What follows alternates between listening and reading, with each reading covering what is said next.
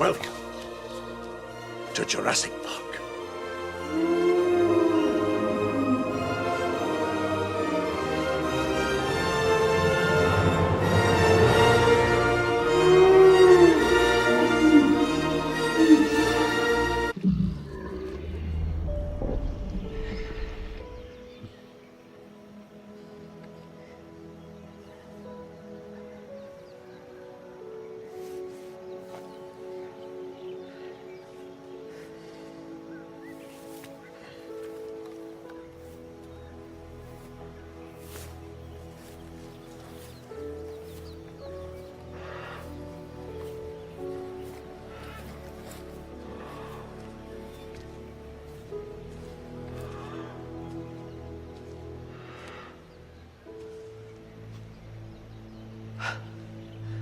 It didn't eat him. It's killing for sport.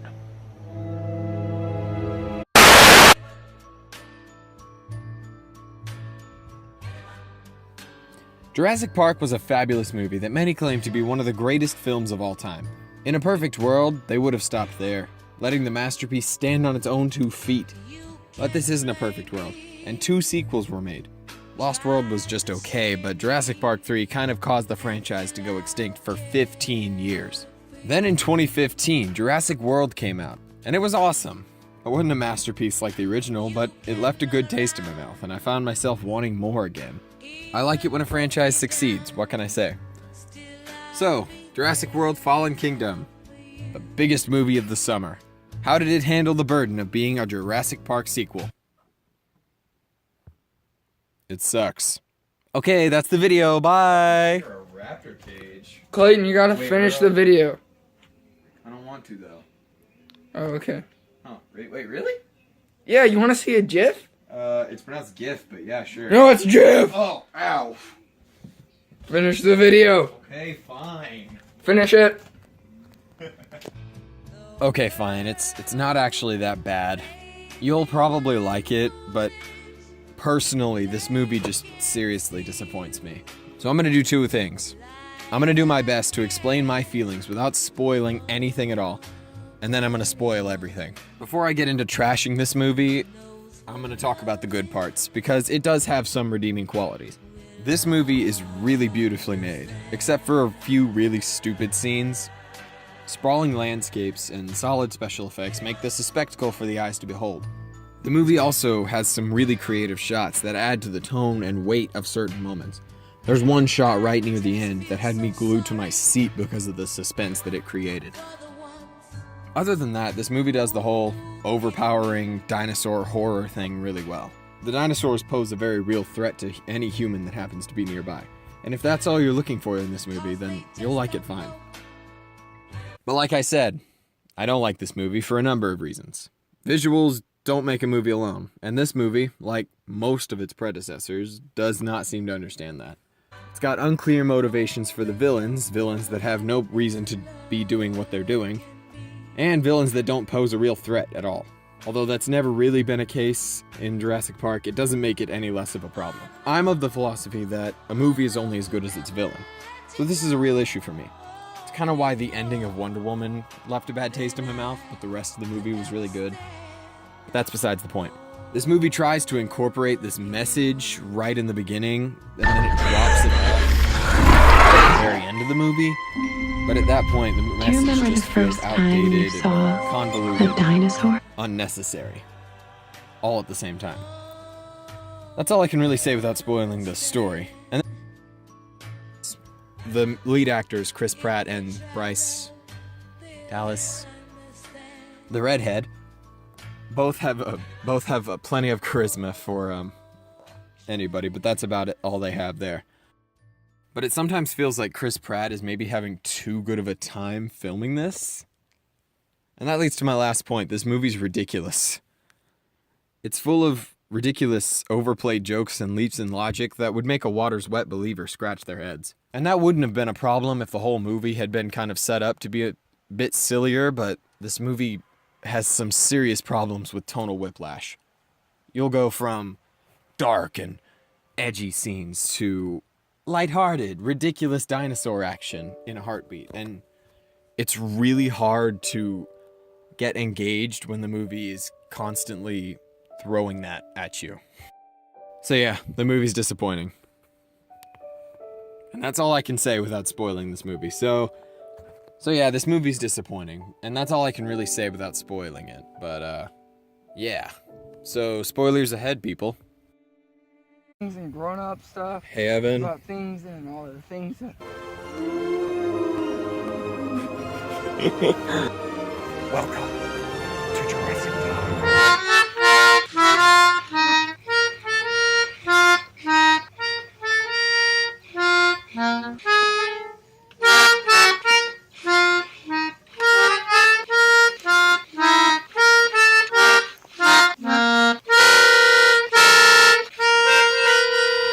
They do move in herds. I said earlier that this movie is ridiculous, and that wouldn't have been a problem if it was tonally consistent. And I don't need this movie to be a serious, gritty horror film. But when it's inconsistent with the tone it's trying to set, that just leaves me with a bad taste in my mouth. You'll go from a silly scene of Chris Pratt trying to get away from conveniently timed lava while under the influence of a raptor tranquilizer, putting all this effort into rolling over to get away from it. Kinda like me trying to get out of bed after Thanksgiving dinner. But then in the very next scene, you have the redhead and the nerd boy trapped in a corner with a baryonyx and lava cascading down the ceiling, cutting off their only escape. You have a goofy scene where the characters are trying to extract T-Rex blood without waking the animal up, and it's kind of funny. But then right before that, all the innocent herbivores died excruciating deaths on the island, which was actually a pretty touching scene. Moments like these are scattered throughout, but none of them compare to the headbutt dinosaur. Evan, what's it called? A Stygimoloch. I'm not making that up. There's this scene where Chris Pratt and the redhead are trapped in this underground jail with all the dinosaurs, and they were conveniently placed right next to the Stygimoloch. They use the little guy to escape their cell by having it repeatedly bang its head against their wall until it falls down and they can escape, kind of scene. And I actually really like that scene, because it has this whole juxtaposition thing going on with the auction happening upstairs. You know, headbutts are timed with the gavel swings, and it makes for a nice scene to watch. But my problem with this comes later. Chris Pratt has left the redhead and the little girl to go and stop the auction, and along the way he finds everyone's favorite Rampardos. Then there's about 10 to 15 minutes of the little animal running around an auction house and knocking people into the air like a bad cartoon. 10 minutes of this Benny Hill hijink when the movie could really use a more serious tone. It completely kills all the tension that they just had by revealing the Indoraptor. They don't even show the dinosaur hitting the people because of how weird it would look. Sorry, that scene really bothers me. The story has its own set of problems. From the get-go, the movie asks if dinosaurs should be given the same rights as other endangered species, even though they're clones. This really isn't a good question. I feel like in 2018, there may be some ethics about cloning things, but once it's been done, I feel like most people would be okay with the thing being alive. But that's besides the point. There's a hint right in the beginning about animals being a commodity because of the ability to clone them and how it's like a private venture by this one company. But it's a single sentence and is almost immediately overshadowed by the aforementioned idea. After that, they ditch this idea for almost the entire movie, until the very end, when Chris Pratt and his friends are trying to escape from the evil mansion with the little girl.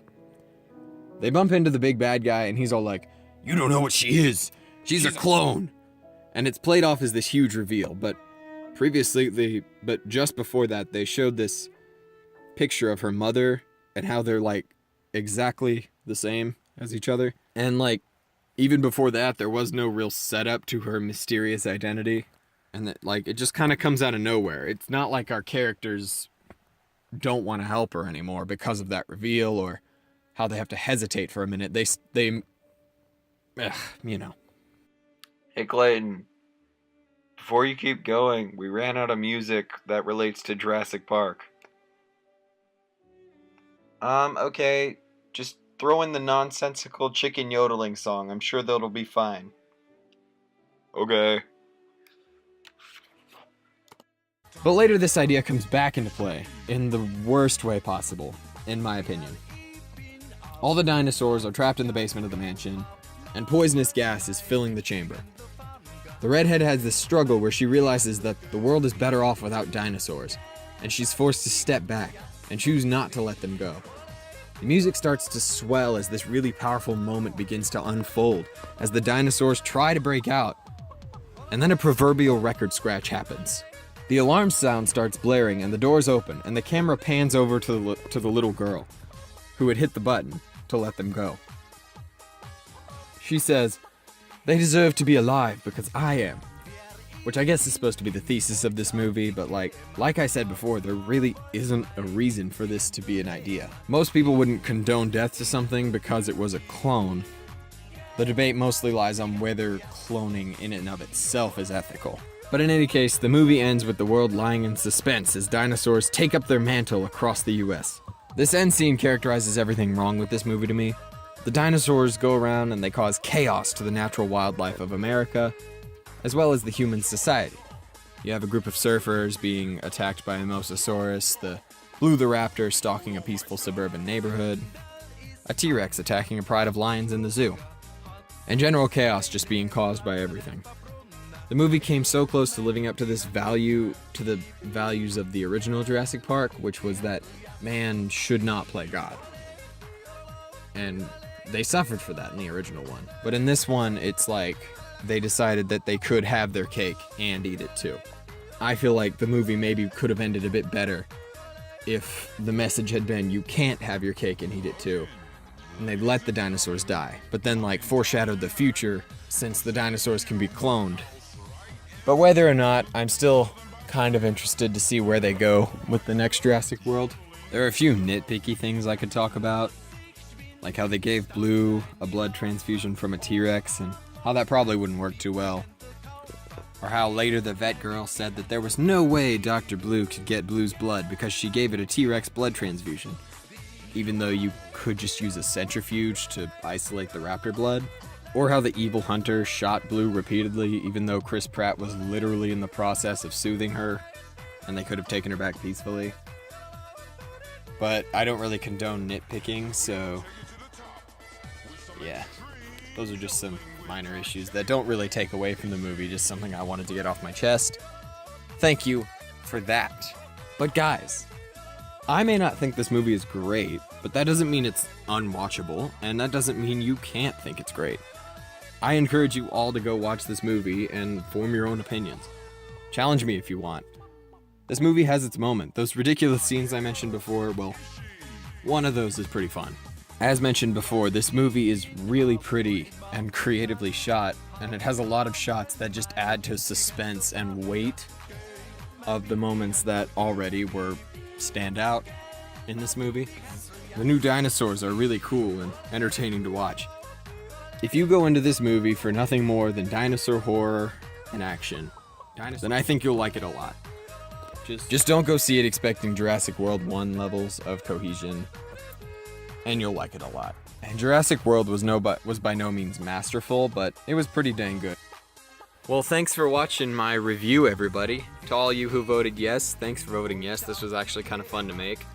If you voted no, then I guess I'm sorry you're even here, and I don't really know why you're watching this, to be honest, but yeah. Drop a like if you liked it. Comment down below if you want to see more of this kind of thing. Or if you just have any comments on my video, like you want to trash me for saying something that you didn't like. Go ahead, I guess.